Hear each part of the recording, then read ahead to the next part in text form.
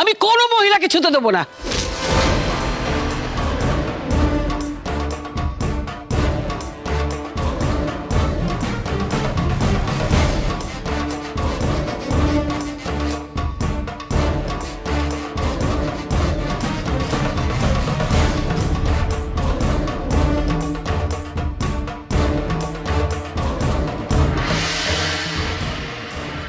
দুধটা কোথায় গো?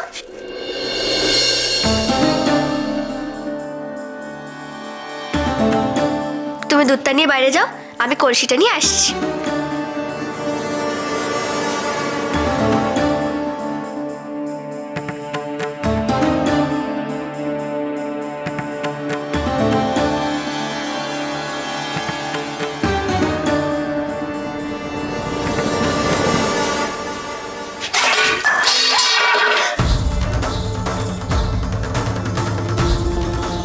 আরে আরে, হে বাবা, তুমি তো একেবারে ভেজে গেছো।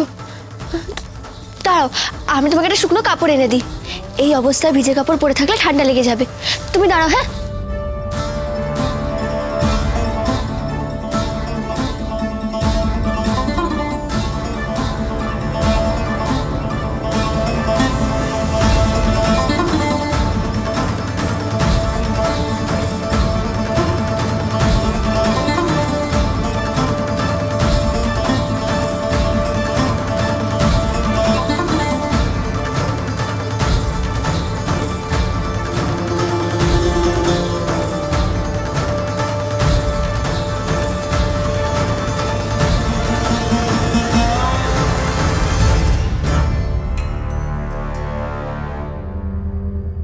এই নাও, নাও।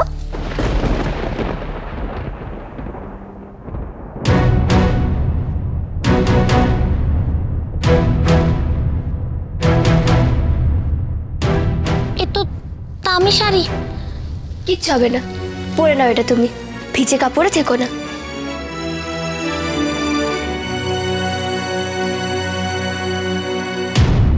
পিসিমা, পিসিমা তুমি বোঝার চেষ্টা করো, সাহেবরা যদি তল্লাশি না করে না, আর ওই লুকিয়ে থাকা ডাকাত যদি হঠাৎ আক্রমণ করে আমাদের। কিচ্ছু হবে না, কেউ আক্রমণ করবে না। যত বাজে বাজে কথা। দেখো, এই গ্রামের মেয়েরা না কখনো ম্লেচ্ছদের সামনে ঘোমটা তুলে মুখ দেখায় না। তা আমার বাড়িতে এসছে বলে কি মান সম্মান নেই? আমি তাদের সকলে ঘোমটা খুলে দেবো? কিছুতেই হবে না এই সমস্ত।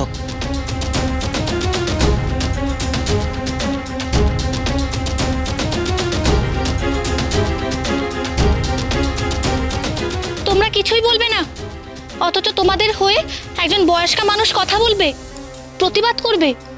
তোমরা কি মুখে কুলু পেটে এই অনাচার দেখবে? বাড়িতে চুপ থেকে স্বামীর কথা শোনো, ছেলের কথা শোনো, মুখ বুজে সব কথা শোনো। আর এখানে এই সাহেবরা যখন মুখ দেখতে চাইছে তখন তোমরা কিচ্ছু বলবে না। হ্যাঁ হ্যাঁ, এটা তো অন্যায়। আসুক না, কোনটা বসিয়ে দেবো।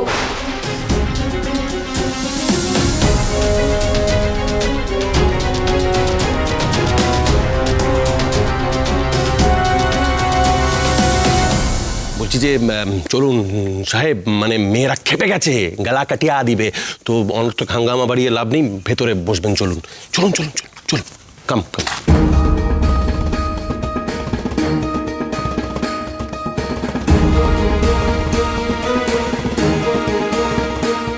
পোড়াগুলো খেয়ে দে কোনো কাজ নেই, একটা আনন্দ বাড়ি, সেখানেও এসছে হুজ্জতি করতে। গলা কেটে দিতে হয় একেবারে।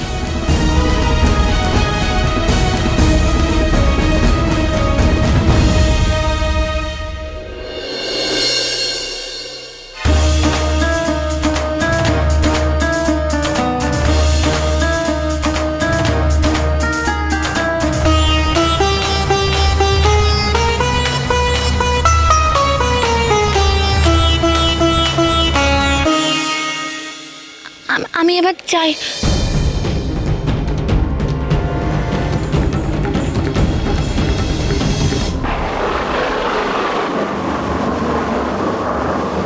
আরে ও ও বউ, তুমি কোথায় যাচ্ছ এই ঝলঝলে রাতে? পাগল মেয়ে, এসো এসো এসো, এভাবে বাইরে যেতে নেই মা। এসো এসো এসো, ভেতরে এসো। ওরে বাবা রে, এসো এসো এসো এসো এসো এসো এসো এসো, দেখিনি। উফ, ও মা গো, এইভাবে কেউ চলে যায়? এসো এসো এসো। ঠিকই তো, ঝড় কমা অবধি আপনি অপেক্ষা করে যান।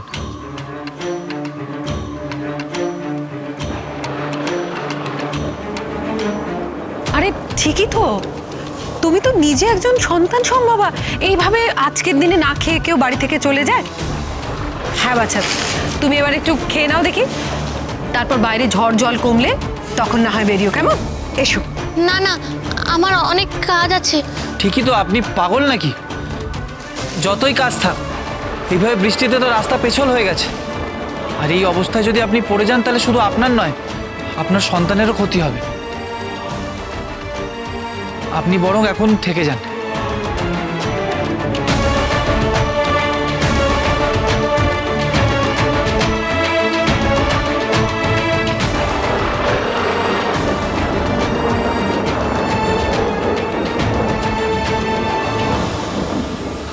খুব বাঁচা বেঁচে গেছি আজ।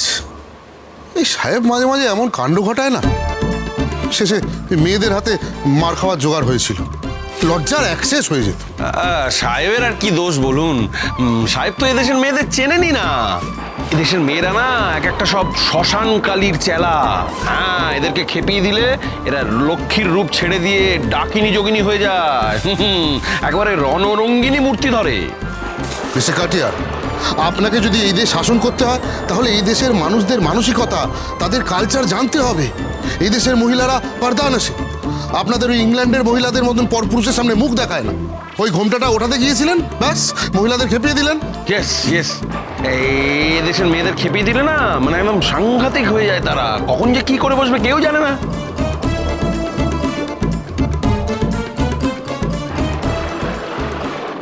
বাহিরে তো খুব জোর ঝড় বিদ্যুৎ হইতেছে, আমরা ফিরিব কি করিয়া? আপনার কোনো চিন্তা নেই সাহেব, আপনি তো জলে পড়ে নেই। এই গরিবের কুড়েতে না হয় একটা রাত কাটিয়ে যাবেন। না না, আদর আপ্যায়নের কোনো ত্রুটি হবে না। আপনি এই বাড়িতে থাকলে আমরা ধন্য হয়ে যাব সাহেব। What do you think about this, Mr. Singh? আমার কোনো আপত্তি নেই, বাইরে যা দুর্যোগ না বেরোনোই ভালো। বলা তো যায় না কোথায় কি বিপদ লুকিয়ে আছে, সাবধানের মান নেই, থেকে যাওয়াই ভালো।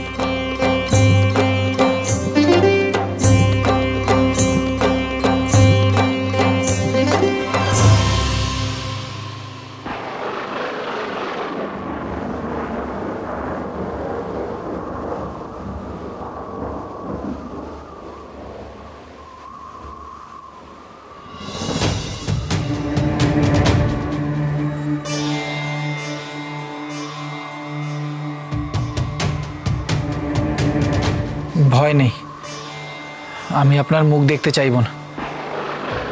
আমি জানি এই সময় অন্য পুরুষের মুখ দেখতে নেই, কিন্তু এভাবে ঝড় বৃষ্টির মধ্যে বসে থাকলে আপনার শরীর খারাপ করবে।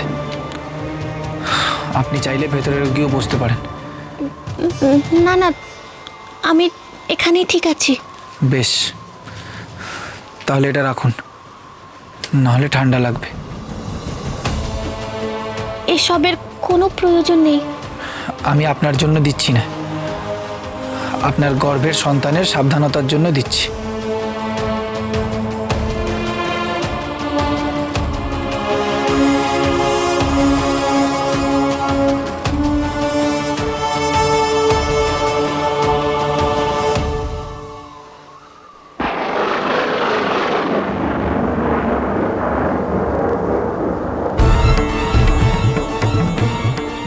কে গো তুমি? একেবারে নিজের গায়ের চাদরটা তোমাকে দিয়ে দিলে? আমি বড় গরিব, ঝড় বৃষ্টিতে আটকে গেছি। আর এরকম অবস্থায় আমি কি করে যাব বলুন? আমার ঠান্ডা লাগছে দেখে উনি এই চাদরটা দিয়ে গেলেন। বিশ্বাস করুন, আমি চাইনি। নিজের বউ মা হচ্ছে, সেদিকে হুঁশ নেই। কে কোথাকার জানা নেই শোনা নেই, সে মা হচ্ছে বলে দরদ একবারে উঠলে উঠছে। তার জন্য কত যত্ন, নিজের বউয়ের দিকে ফিরেও তাকায় না। দাও চাদরটা দাও। চাওনি না? নিশ্চয়ই চেয়েছো, ইনিয়ে বিঙিয়ে চেয়েছো। গরিবদের এই এক জ্বালা, খালি সুযোগ পেলেই চাই আসছে।